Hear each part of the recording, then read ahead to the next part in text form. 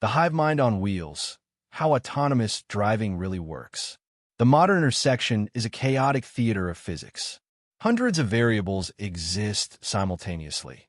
The velocity of a taxi, the friction coefficient of the asphalt, the unpredictable trajectory of a pedestrian, and the latency of a traffic light.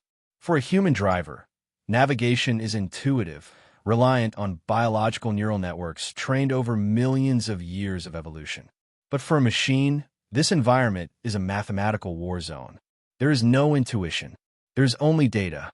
To survive without a human pilot, the vehicle must reconstruct reality from a stream of photons and electrons, process it, and execute a kinetic response within 100 milliseconds. This is not just driving. It is a high-frequency computation of existence. To understand the mechanism, one must first dismantle the senses. The vehicle does not see in the traditional sense. It samples the electromagnetic spectrum. The primary layer often involves LiDAR, light detection and ranging. A spinning array or solid-state sensor fires millions of laser pulses per second. These pulses bounce off surfaces and return to the sensor. By measuring the time of flight, the nanoseconds it takes for light to return, the system calculates distance with centimeter-level precision. This generates a point cloud, a sparse three-dimensional geometric representation of a world. It is colorblind and textureless, but structurally absolute. It sees the shape of a child not as a visual image, but as a specific cluster of geometric coordinates distinct from a fire hydrant. However, geometry lacks semantic context. Knowing an object exists is insufficient. The system must know what it is. This necessitates the camera array. High dynamic range cameras capture the visual spectrum. These images are fed into convolutional neural networks, CNNs. The software performs semantic segmentation, classifying every pixel, road, lane line, traffic light, stop sign. While LiDAR provides the where, the camera provides the what. Simultaneously, radar sensors utilize the Doppler effect to measure the radial velocity of objects. Radar is impervious to fog and direct sunlight, providing a critical failsafe for speed estimation. The challenge is not gathering this data, it is reconciling it. This reconciliation is called sensor fusion. It is the first critical checkpoint in the decision pipeline. Imagine the camera sees a shape it classifies as a plastic bag, but the radar detects a metallic density, and the LiDAR places it directly in the path.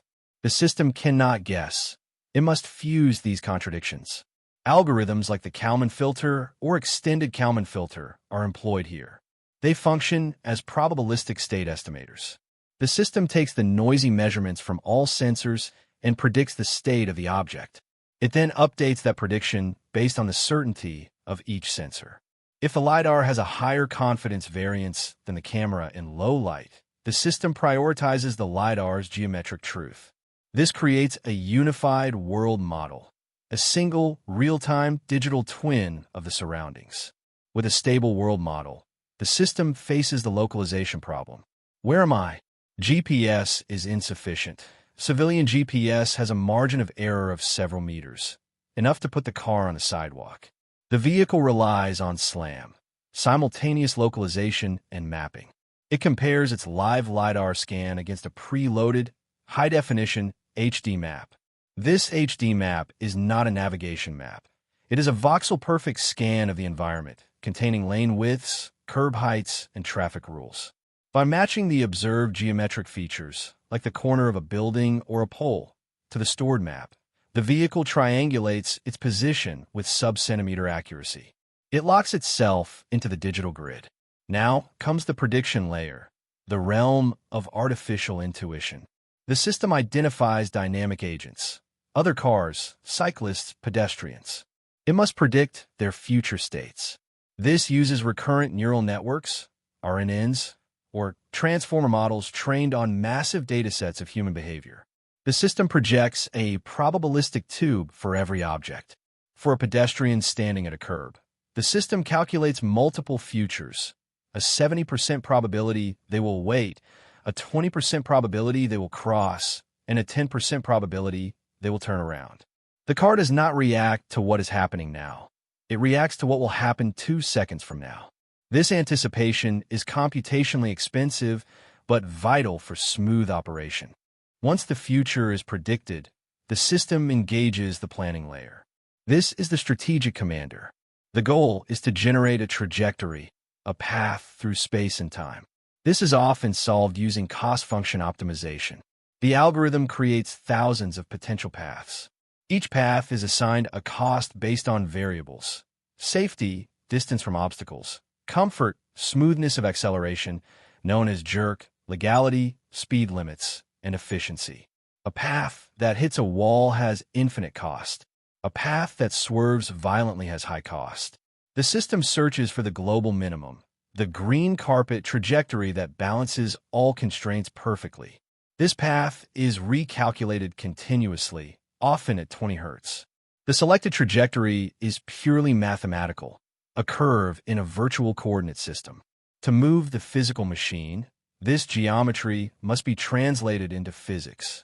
This is the control layer. The trajectory is fed into a controller, typically a PID, proportional integral derivative controller, or a model predictive control (MPC) system. The controller calculates the exact steering angle, throttle voltage, and brake hydraulic pressure required to adhere to the path. It sends commands to the drive-by-wire actuators. This is the muscle interface. If the vehicle drifts 5 mm off the path, the P term corrects the error, the I term accounts for alignment drift, and the D term dampens the oscillation. The complexity explodes when we consider edge cases. What happens when the sensors fail? Consider a heavy downpour. Raindrops scatter LiDAR lasers, creating phantom obstacles, noise that looks like solid walls. Cameras are blinded by glare. The system detects this degradation through sensor health monitoring. If confidence scores drop below a safety threshold, the operational domain collapses. The system triggers a minimum risk maneuver. It is not simply shut down. That would be fatal on a highway. Instead, it enters a degraded mode, activates hazard lights, gently reduces speed, and calculates a pull-over trajectory to the near safe shoulder. Latency is the silent killer. The entire pipeline, sensing, fusion, localization, prediction, planning, control, must execute within a single frame of time. At 60 miles per hour, a car travels 88 feet per second. A 500 millisecond delay in processing means the car is driving blind for 44 feet. To combat this, systems utilize hardware acceleration. Specialized chips, like ASICs or FPGAs, handle matrix multiplications for neural networks. The operating system is not Windows or Linux, but a real-time operating system, RTOS, like QNX, which guarantees task execution times. A missed deadline in the CPU scheduler is treated as a system failure. Redundancy is the final layer of defense. In aviation, this is standard. In automotive, it is becoming mandatory for level 4 and 5 autonomy. A truly autonomous architecture has no single point of failure. There are 2 power supplies, 2 steering actuators, 2 braking computers. Even the compute module is duplicated.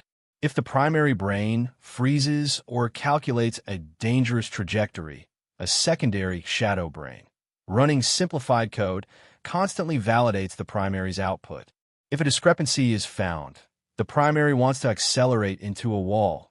The shadow brain issues a veto and seizes control to execute an emergency stop. The evolution of this system points toward V2X, vehicle to everything communication. Currently, the autonomous car is an isolated genius. In the future, it becomes a node in a hive mind. It will not need to predict if the light will turn red. The traffic light will tell it. It will not guess if the car ahead is braking. That car will broadcast its deceleration vector instantly. This networked intelligence reduces the computational load and eliminates uncertainty. Until then, the autonomous vehicle remains a masterpiece of defensive engineering, a solitary robot calculating survival probabilities in a world of unpredictable humans.